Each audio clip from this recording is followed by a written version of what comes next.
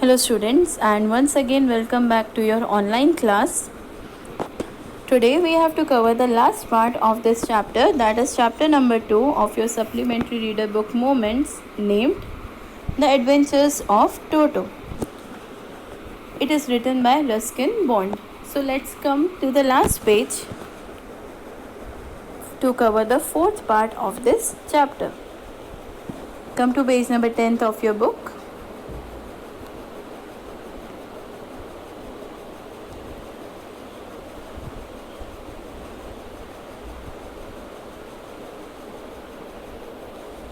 See this, page number 10th, first paragraph.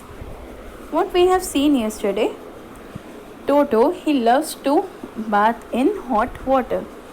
So as soon as winter came, what grandmother did, she just filled a bowl of warm water for Toto so that he can bath in it. So come to the next paragraph on page number 10, the first paragraph. Once comfortable, he would take the soap in his hands or feet and rub himself all over. When the water became cold, he would get out and run as quickly as he could to the kitchen fire in order to dry himself.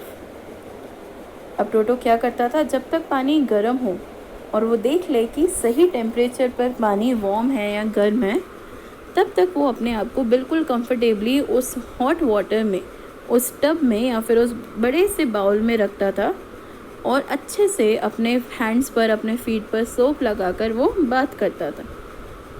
And finally जैसे ही वो देख ले कि पानी ठंडा हो गया तो अपने आप को दोबारा हॉटनेस देने के लिए, he loves hot environment, hot temperature, वो अपने आप को डायरेक्टली मूव करता था टुवर्ड्स द किचन. जहाँ पर किचन फायर बर्न होती है वो वहाँ खड़ा रहता था just to soak his water, और वो अपने आप को ड्राई फील करे in winter times. If anyone laughed at him during this performance, Toto's feelings would be hurt and he would refuse to go on with his bath. लेकिन अगर कोई उसकी इस परफॉर्मेंस को देखकर हंसे, जो कि जनरली लोग करते हैं, कि मंकी किस तरीके से ह्यूमन बीइंग्स की सारी एक्टिविटी कर रहा है, उनको मिमिक कर रहा है, उनकी नकल उतार रहा है, so definitely someone will laugh. But किसी भी तरीके से अगर कोई उसके ऊपर लाफ करे तो टोटो क्या करता था, ही फील्स हर्ट. उसे ये लगता था लोग उसका मजाक क्यों उड़ा रहे हैं, एंड कुछ टाइम के लिए वो बात करने से रिफ्यूज़ कर देता. मीन्स उसको लगता था कि लोग उसे मनाए, they should feel sorry, and then only Toto will take bath in warm water. One day Toto nearly succeeded in boiling himself alive. एक दिन क्या हुआ, टोटो ऑलमोस्ट अपने आप को पूरी तरह से बर्न करने वाला था, जलाने वाला था इन हॉट वाटर. वो इतने गर्म पानी में, मीन्स नहाने वाला था, कि वो खुद को पूरी तरह से बॉयल कर देता. Coming to the next paragraph. A large kitchen kettle had been left on the fire to boil for tea, and Toto, finding himself with nothing better to do, decided to remove the lid. Finding the water just warm enough for a bath, he got in with his head sticking out from the open kettle. This was just fine for a while until the water began to boil. Toto then raised himself a little, but finding it cold outside, sat down again. अब एक बहुत बड़ा सा old times का kettle kitchen में fire पर रख दिया गया था टू बॉयल. जैसे ही उसमें वाटर बॉयल होगा, उसको टी प्रिपेयर करने के लिए यूज़ किया जाएगा.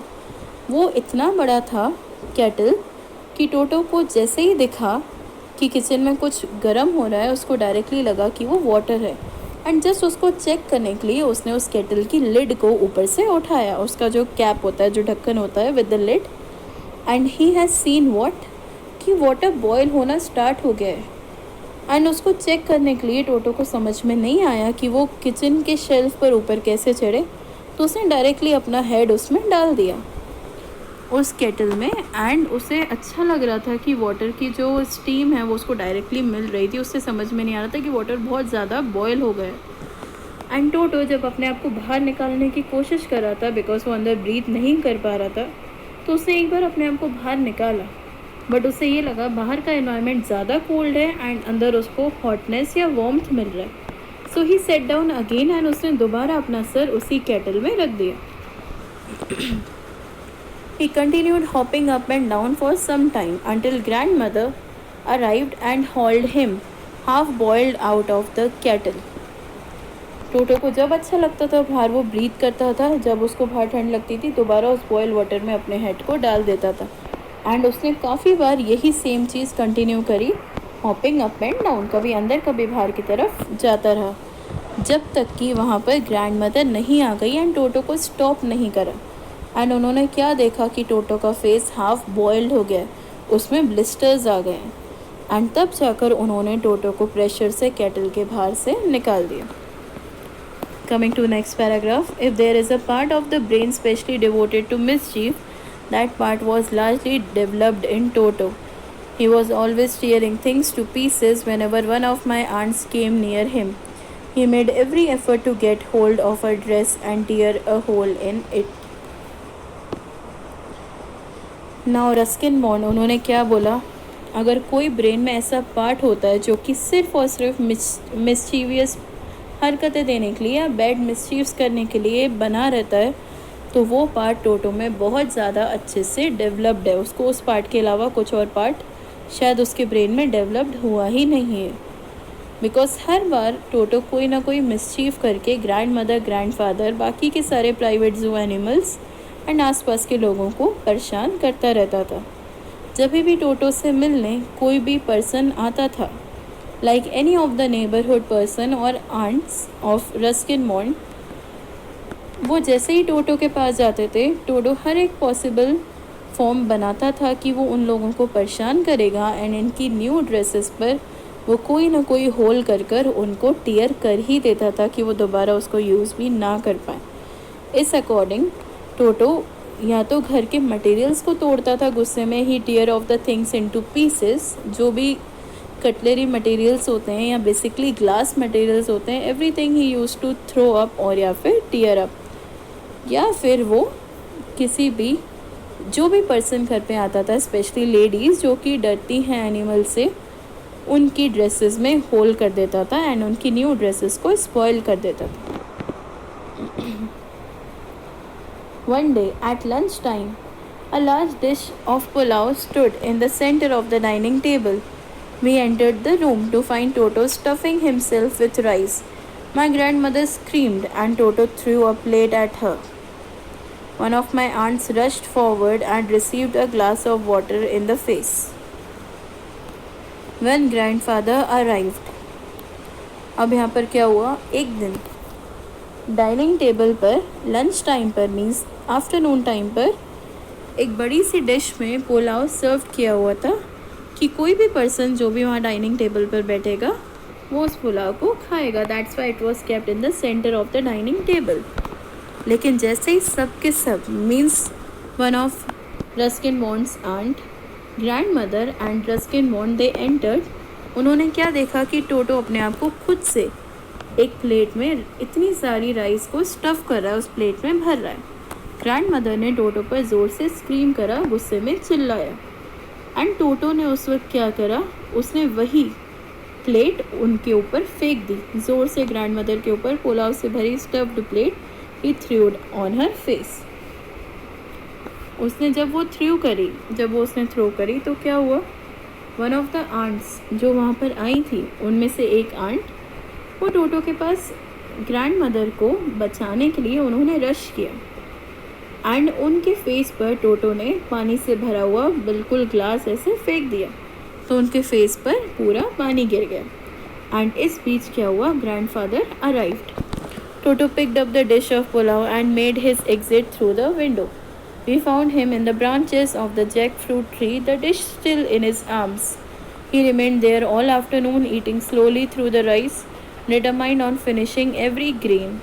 And then, in order to spite grandmother, who had screamed at him, he threw the dish down from the tree and chattered with delight when it broke into 100 pieces.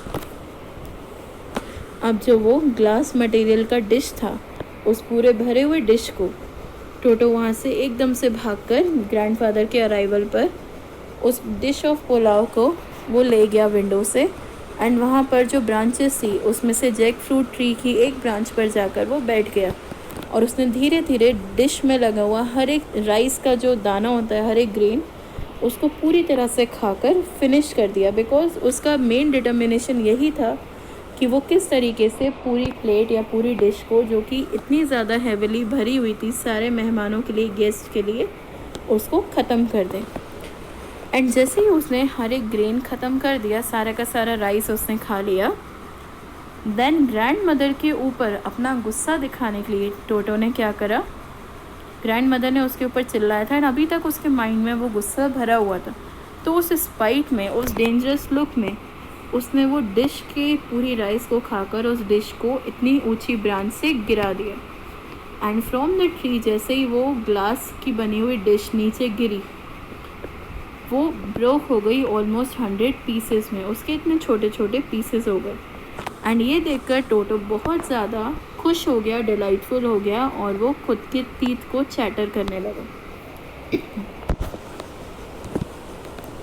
Now coming to last paragraph of this page. Obviously, Toto was not the sort of pet we could keep for long.